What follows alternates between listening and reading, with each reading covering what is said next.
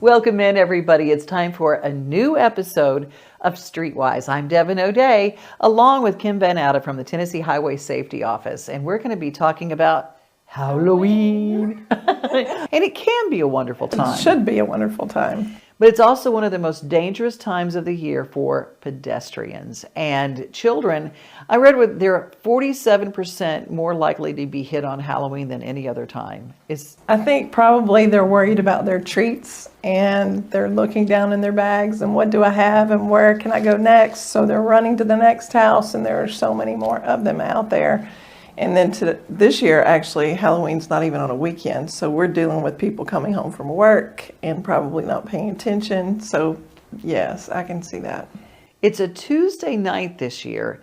And if you are in a neighborhood, you're going to have to really watch it, because especially between, and what are the hours that we're really talking about where it's really the most active? Because they start early. They do start early, but I mean, it's almost winter, so the days are getting shorter. It's getting dark earlier. And then the dusk, where it's halfway between dark and light, that's a problem too, because you can see some, but maybe not as well as you could see. And again, like I said, these kids, if they don't have supervision, they're going to be running to the next house. They're not worried about the roads. They're worried about their candy.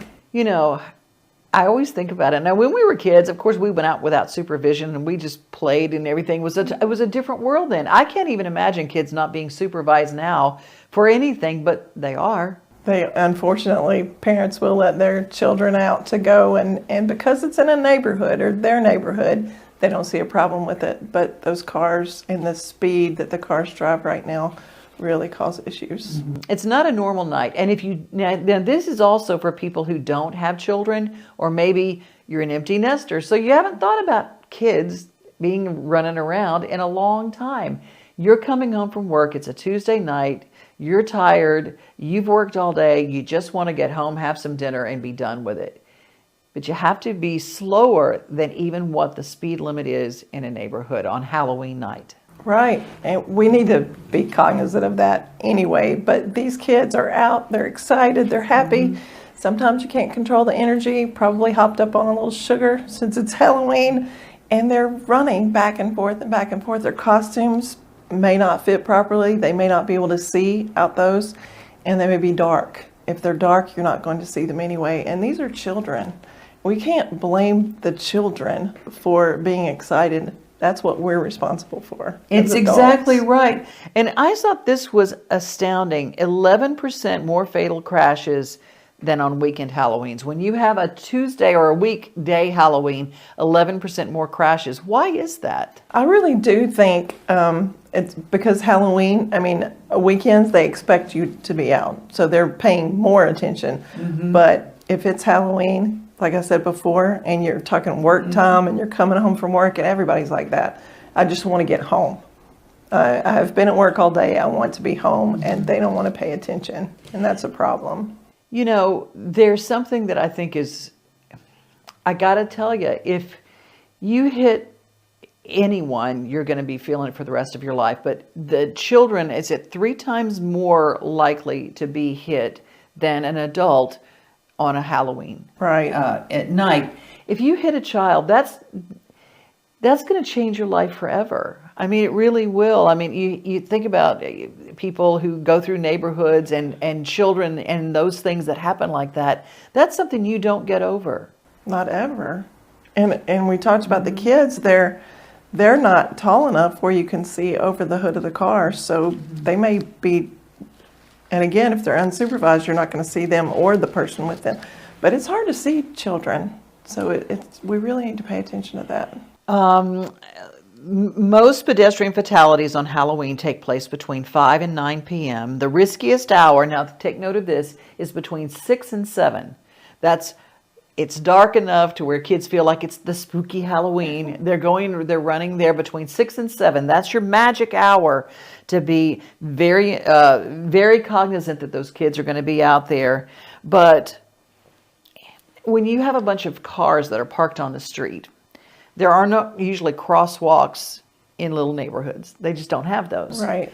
So if you are a parent and you're with your kids, how is the safest way for them to navigate crossing a street and getting around their neighborhood? That's very difficult to do. We have that problem in parking lots as well because people are entering and exiting their parking spaces. But again, no crosswalks, and they're going to go back and forth across the street. And that's, I will tell you what my grandson tells me, and he's 5. He said, you have to stop, and you have to look left, and you have to look right, and then you have to look straight across, and then you have to do it all over again. So I have it ingrained into his mind, but you can't just look left and look right and then, okay, I got it, and just take off. The whole time you're crossing the street, you need to be paying attention because cars come out of nowhere. Well, Kim, there are a lot of great tips for anyone when it comes to walking safely and driving safely in the state of Tennessee. And it is the Tennessee Highway Safety Office website. So what is that? It is tntrafficsafety.org. tntrafficsafety.org. You guys check that out, and we'll be right back. He shoots, and he scores!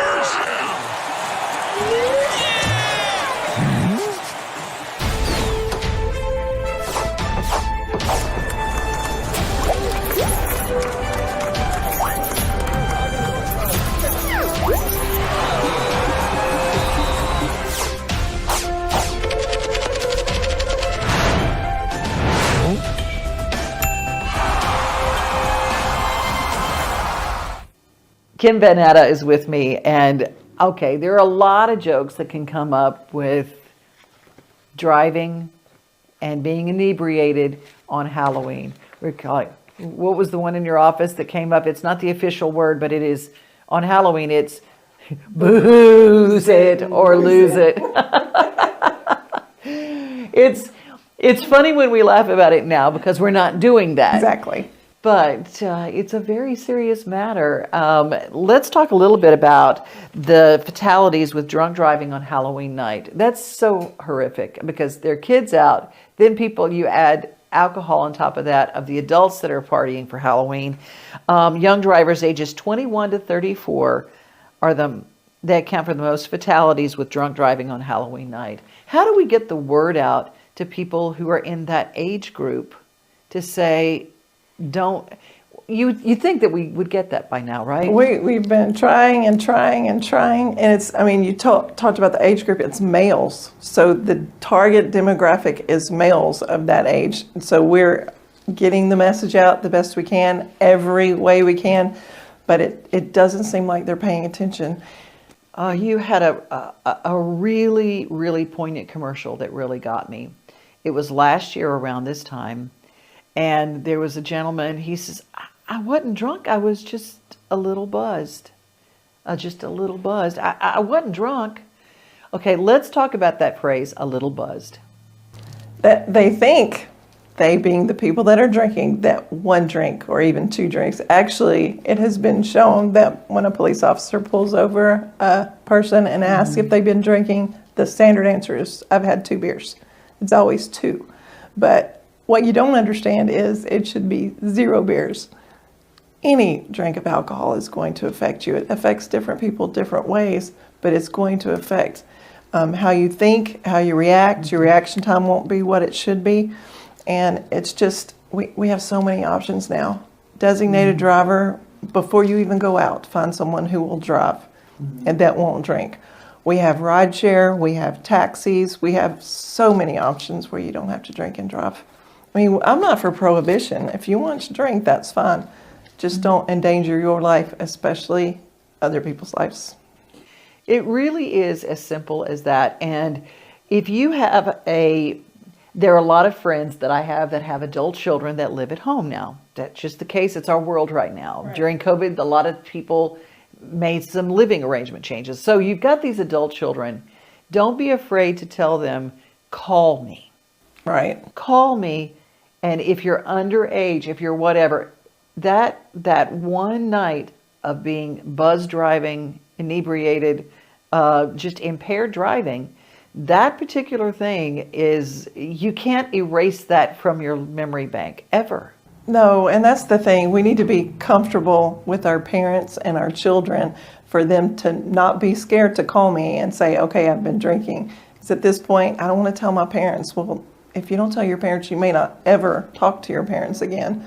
So as a parent, please call me. I know you may not have been supposed to be drinking, but it's more important to me. Your life is more important to me than you drinking. And let your kid know that. Let your child know that, or your grandchild, or maybe you're the fun uncle or the fun aunt. If you're an adult, be willing to say, I'm going to be your driver. I'm going to be your person. You call me and I'll come get you no matter where you are. And it can change your life. It can change another family's life. You know, drunk driving is just, there's no excuse for it anymore. And it's just so easy to happen. I didn't realize that the legal driving limit it is so low that one drink will cause an issue. Right. I mean, 0.08 is what that level is. But especially if you don't drink very much, that you're going to get to that 0.08 more quickly than you think. That's why I say 0 drinks before you get behind the wheel. Really important. Now let's talk about distracted driving, because you told me something that it bears repeating. The length of time when you look down to do a text or something, how long is that distance? It was like the length of a football field. Right. You're driving the length of a football field and the time it takes to read or send a message. And that is a long time to keep your eyes off of the road. You're in a neighborhood. Someone says, hey, the party is at 9. You look just for a second. But that's the second that little kid walks out dressed like a football player with his little bobblehead helmet on. He doesn't see you because of the bobblehead helmet. And you don't see him because you were looking at a text. Right. That's so important to know that can happen that quickly. I just wish more people would understand it. It's hard to drive that point home, no pun intended. But we need to make sure that people understand it can happen just like that. And speed is a huge contributing factor. And then we have the people that we're should be watching for on the street. And it's not just the phones. I mean, we have the phones, that's distracted, but even traffic signals can be distracted.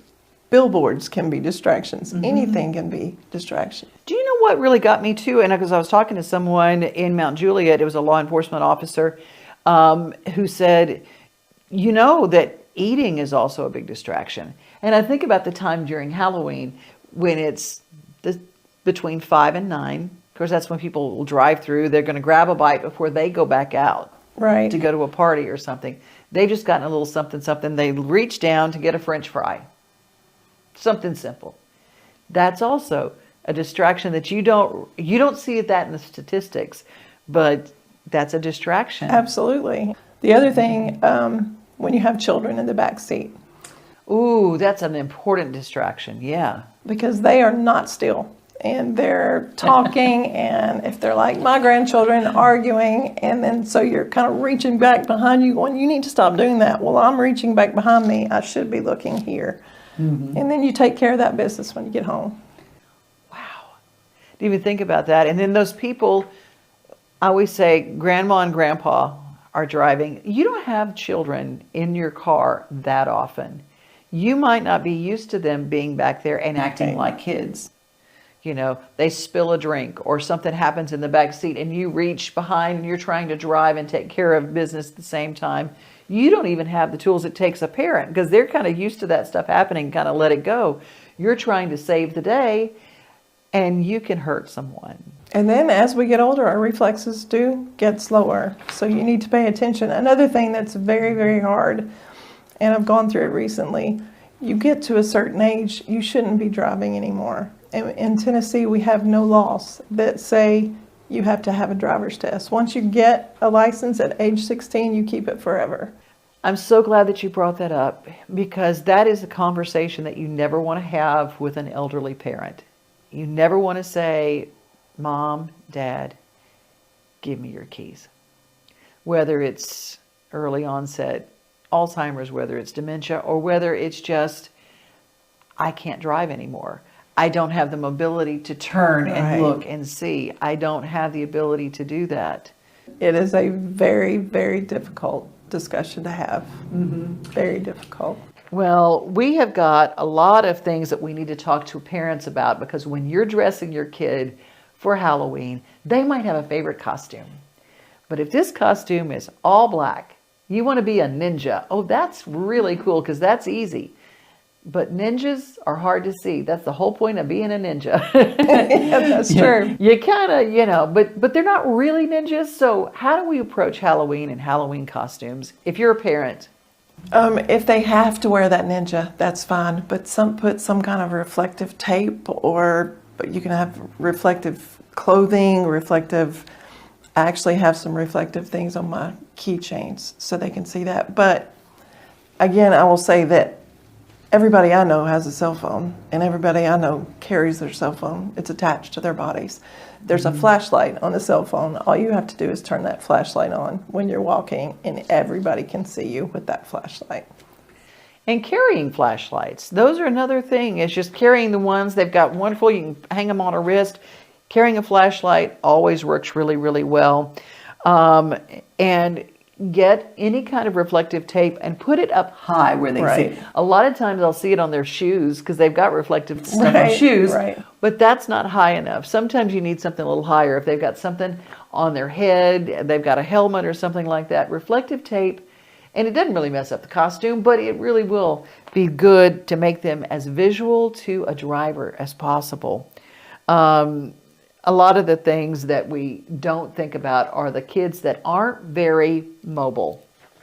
And by that I mean they're cute when they're toddlers. They have the cute little outfits.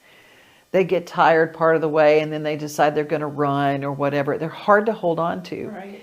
Wagons or some kind of mobile device for your kids for when they get tired, or if you have trouble keeping a hold of them, find some way to restrain them in some way. Because when they're that tiny, cars can't see them. And so if you have a wagon, I've watched wagons, and now they've got these wagons. They look like, I've seen them at the Nashville Zoo, when the kids, they look like these wonderful little devices that you can put in. They've got little seats, they've got everything. These kids are like, yeah, they're rocking in the free world. It's wonderful. But those are really helpful for when that kid gets a little tired and they just start running off. I've even seen those wonderful ones where the kids wouldn't stay close and it's not a leash, but it is a leash. Looks like a leash. Looks like a leash. And people are against those because they do look like leashes. And I'm thinking, if I can keep my child near me with that, I'm not calling it a leash. I'm keeping them safe. This is a lifeline, baby. Exactly. This is a lifeline. That's a better term. You know, and I've watched a lot of people be very critical of those. But I'm telling you, those will save a life if you've got that kid that's faster than you are. It's sad that we're caring more about our pets than we are our kids in those instances. Well, I think about that. I mean, that is the truth. I mean, dogs have reflective collars on all the time. They're always on a leash and everything, but kids can just run out in front, and that is a sad state of affairs. It really is. Well, we've covered a little bit about the distractions, and we've covered about drunk driving, but the importance of the statistics to know that kids, this is the most dangerous time of the year, probably more because they're not out at Christmas time. Right. This is the time they go out. They go to everybody's houses. Their bags are getting heavier and heavier because more candy is getting in there. And every house they get, oh, what did I get this time? They want to start going through their things. And then you can't see. I mean, you're not paying attention. That's another really important thing. Don't start eating candy before you get home, because it hypes them out, first of all. It's like some sugar, but you can't see, and they're more focused on that bag. Oh my gosh, I didn't even think about it. It's distracted walking at that point. That's right, exactly. Well, more distraction. We're going to come back, but not drinking and driving, not being distracted, and wearing bright clothing. There are things that you can do to make this a very safe Halloween and find safe places to go. We're going to talk a little bit about that when we come back. But don't forget, there is a website with a lot of great tips, and I've found some really cool things, but I've also found some really scary statistics. TennesseeHighwaySafety.org. TNTrafficSafety.org. TNTrafficSafety.org. See, by the end of this show, we're going to all know this website just a little bit better. Stay with us. He shoots, and he scores!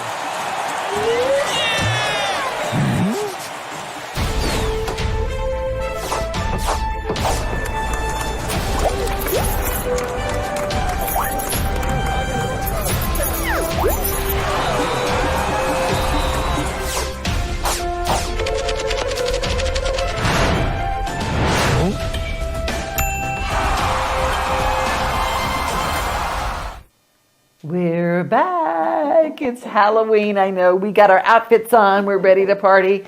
What is your favorite thing to have for Halloween? Did you ever have a favorite candy that you looked for in the I pumpkin? do, and I try so hard not to eat it because once you get a little older, the pounds go on very quickly. But candy corn is my absolute favorite candy. See, you're the candy corn person. Oh my gosh. Yeah, candy corn. It's only this time of year too. Isn't that crazy? Yeah, I went to a church lady get together and they had candy corn mixed with salted peanuts on the, don't.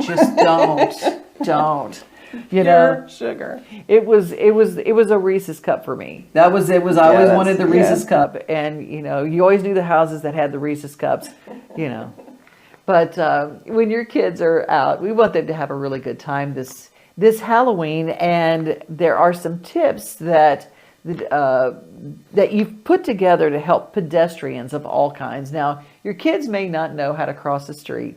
Your kids may not know, but they learn and they do what you do. They don't always do what you say. That's right. So you teach them, just like you've ingrained with the little ones, how to cross a street.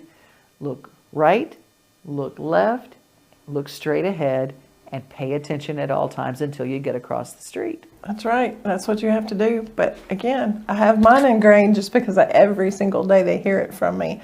But we have to practice what we preach as adults so they know, just like he does. And he sees me looking right, left. And part of what my daughter said, the reason is his arms got really sore because I was in downtown Nashville, and when I crossed, I was just gripping him as hard as I could grip, and he's going, Kimmy, you're hurting me. I said, I'm trying to keep from hurting you, but I don't want anybody else to hurt you either. So, So the kids in traction. Exactly. So you broke their arm. So yes, they're going to remember it. Well, this is important, and we haven't talked about this. We've talked a lot about neighborhoods, but downtown Nashville, if you're driving or you're a pedestrian, let's talk about Halloween night in Nashville. It's going to be cray-cray. It's a Tuesday night, but there is no weeknight in downtown Nashville. No. You know all about this. You're a downtown resident. So let's talk about how to be a pedestrian at Halloween down there. You have to be very careful anyway, but on a holiday. And then you still have Broad Street with all the honky tonks. So they're still open and they're still serving alcohol, and you're going in there. And then you have children walking around the streets along with the adults. The crosswalks are so important that night for sure, because there are every traffic light is a crosswalk, every single one. We have to make sure that motorists understand they have to yield to pedestrians everywhere. And it doesn't matter what the light says, whether it's red or green. You have to yield to a pedestrian because that pedestrian's life's in danger. The motorist will live. Pedestrian, probably, maybe not, depending on speed. So really have to use those crosswalks. And again, like we talked before, reflective gear, flashlights, phone lights, anything you can do to stay reflective is what you need to be as a Being pedestrian. seen is the first part of safety. Right. Then following the lights, because those lights down there in the crosswalks, following the pedestrian sign, when it says don't walk, don't walk. It's pretty simple if you just follow the directions. It is, but there's so many people, and when they're the big throngs down there, driving is really going to be a problem. So I would suggest if it's Halloween night that you're in your downtown, use rideshare. Park the car, you're right. Use rideshare or just be a pedestrian. Nashville is pretty enclosed, so if you're going to be down there, you can walk to these places. I don't even want to bring this up, but I will. The scooters are all over the place now in downtown Nashville. I couldn't get on one sober, but people ride them a lot. So riding one sober, that's fine. But then they go to the honky tonks and they want to come back and they're getting on them inebriated. And a scooter is considered a pedestrian. So that's another difficult thing. And they ride on the sidewalks, they ride on the streets, so we have to pay attention. Not only a pedestrian, a true walking pedestrian has to pay attention to the scooter, but the motorist also has to pay attention to the scooter. Can they ride a scooter on a sidewalk? They're not supposed to, but they do. Okay. So have you had cases, you hear all the stories, have you heard cases of people being injured walking, being hit by a scooter? Haven't heard any of those, but there have been 2 fatalities with scooters on the street and cars having hit them, and both of those were impaired. So, I mean, the statistics, I don't want to go by statistics because it's a person that's not going to be with you for Halloween or Thanksgiving or Christmas, but you have to think before you get on a scooter, before you go out and walk, before you drive, that you need to pay attention. Let's talk briefly about if you're going to be a driver down there.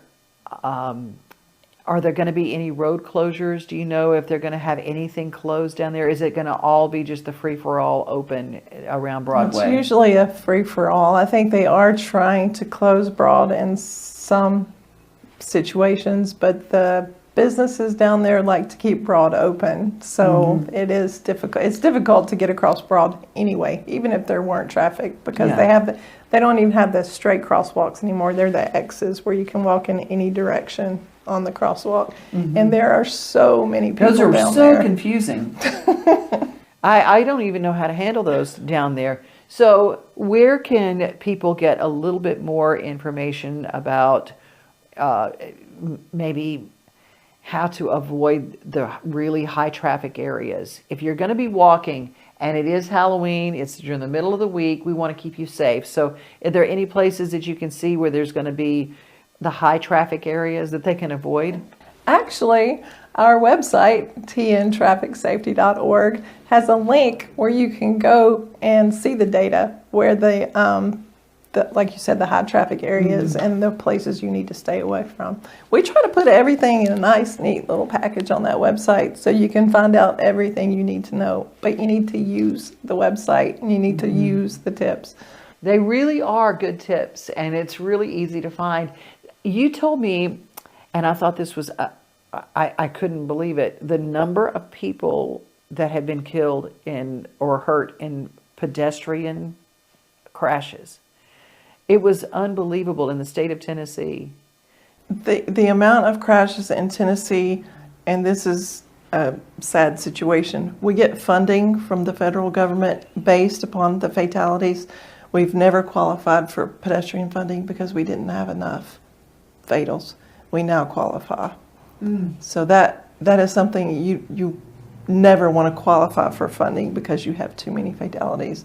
Memphis is in the top 5 cities in America for pedestrian fatalities. Nashville's up in the top 10 because Nashville's gotten worse. But all of their big urban areas, Chattanooga, Knoxville, Nashville, Memphis, are really high in pedestrian fatalities.